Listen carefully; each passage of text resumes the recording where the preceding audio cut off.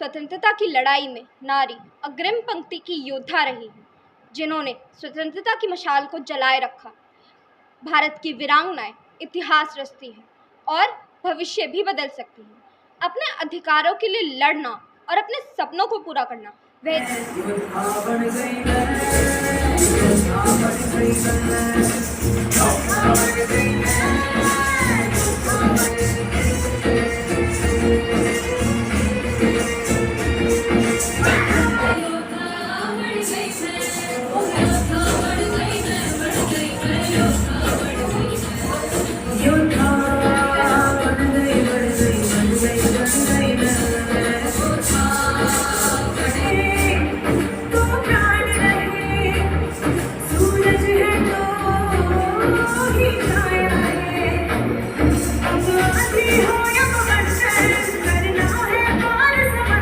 जो तेरे नैनों से टपके हर आंसू है अपना, जो तेरे होठों में ठहरे वो गीत अब अपना।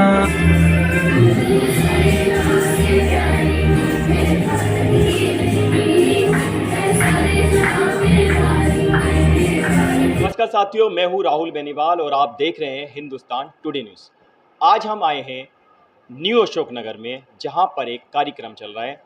आइए आपसे रूबरू कराते हैं। जी, सबसे पहले आपका हिंदुस्तान टुडे न्यूज़ में बहुत बहुत स्वागत है। आपका भी बहुत बहुत स्वागत।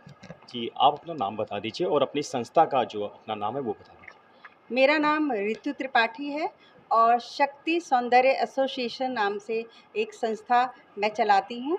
इसकी अध्यक्ष हूँ। जैसा कि आप सब लोग जानते हैं, आज 15 अगस्त है और हमारे स्वतंत्रता दिवस का ये 77 वर्ष हो गए हैं। 78वां स्वतंत्रता दिवस हम यहाँ मना रहे हैं, इसलिए हम यहाँ सब उपस्थित हुए हैं। हमारी संस्था के बहुत सारी बहनें, बहुत सारे भाई, सभी लोग यहाँ पर आज उपस्थित हैं। हाँ, हमारी संस्था में बहुत सारे कार्यक्रम किए जाते हैं।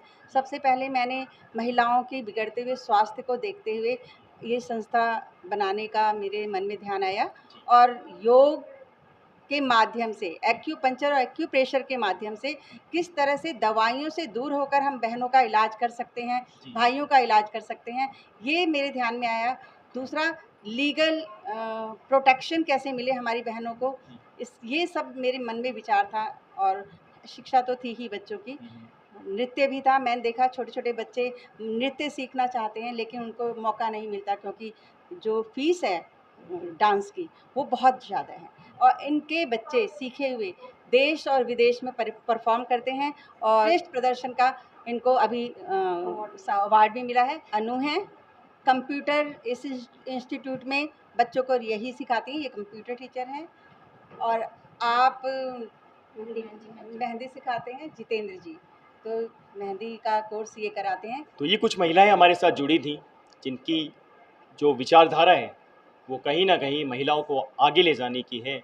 और इन्होंने एक बात कही, सोच और समाज जैसे आपका आपसी सहयोग, आप एक दूसरे के सहयोग से अपने आप को कहीं ना कहीं ऊंचाइयों पर लेके जा सकते हैं और हम एक दूसरे की मदद भी कर सकते हैं।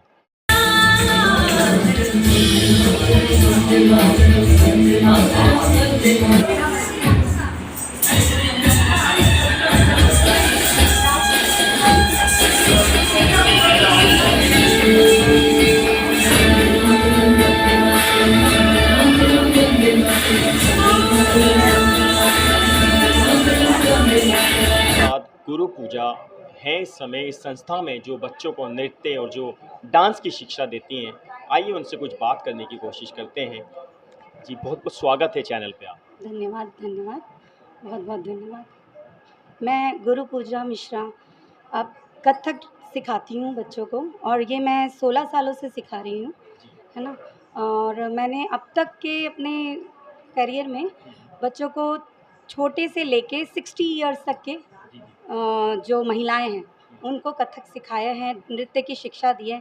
कथक सिर्फ नृत्य ही नहीं है, वो एक थेरेपी है, मेरा ये मानना है, जो आपको अंदरूनी स्ट्रॉन्ग तो बनाता ही है, मानसिक रूप से भी स्ट्रॉन्ग बनाता है, क्योंकि ये मेंटली थेरेपी है। ठीक है, बच्चों को जो नैतिक शिक्षा देनी चाहिए वो उनको नहीं मिल पाती है। तो जैसे हमने अपने गुरु से नैतिक मूल्य सीखे हैं, ठीक है, वही मैं नैतिक मूल्य अपने शिष्यों को देती हूँ। नृत्य तो सिखाती हूँ, साथ साथ उनके अंदर जो संस्कार हैं भारतीय संस्कृति से जुड़े हुए, जैसे गुरु प्रणाम, जी जी माता को सुबह उठ के प्रणाम करना, पिता को प्रणाम करना, और हिंदू संस्कृति में जैसे जय श्री कृष्णा बोलना, बिल्कुल ये बोलना मैं उनको सिखाती हूँ कि अभिनंदन करना है तो जय श्री कृष्णा के साथ करना है। भारतवर्ष में रहते हैं हम लोग, जो भारत की बेसिक और जो भारत के इतिहास की जो संस्कृति है वो कहीं ना कहीं डूबती जा रही है। और चाहे स्कूल की बात ले लो, आप किसी भी संस्थान में चले जाएं, तो जो हमारी संस्कृति है कहीं ना कहीं उसको छुपाया जा रहा है या कहीं ना कहीं उस पर पर्दा डाला जा रहा है। बहुत अच्छी बात कही कि आप कहीं ना कहीं संस्कृति को आप बच्चों को बताएंगी, मतलब इस पे क्या कहना चाहेंगे? मैं यही, आपने बिल्कुल ठीक कहा कि स्कूल तो हम बच्चों को भेजते हैं, प्राइवेट स्कूल भेजते हैं, मोटी मोटी फीस भी देते हैं, बच्चे पढ़ने जाते हैं, मगर जो हमें उन बच्चों से चाहिए वो हम जो सिखा के उन्हें भेजते हैं, जब वो वापस लौटते हैं वो उनसे मिलता नहीं, वो कहीं वॉश हो जाता है। तो वही मैं चाहती हूँ कि घर की जितनी भी महिलाएं हैं तो वो मोबाइल को छोड़ के घर में बच्चों के साथ रात को एक बार कहानी उन्हें ज़रूर सुनाएं, चाहे अपने शास्त्रों से रिलेटेड, कृष्ण भगवान के बारे में बताएं, महादेव के बारे में बताएं, जो हम उत्सव मनाते हैं उनके बारे में बताएं कि वो हम क्यों मनाते हैं, ठीक है? तभी बच्चे अपनी संस्कृति को सीखेंगे।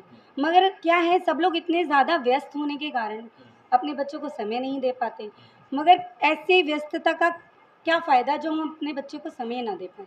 तो यहाँ का जो कार्यक्रम रहा बहुत ही भव्य और बड़ी ही धूमधाम से यहाँ पर स्वतंत्रता दिवस मनाया गया। खबरों के लिए आप देखते रहिए हिंदुस्तान टुडे न्यूज़।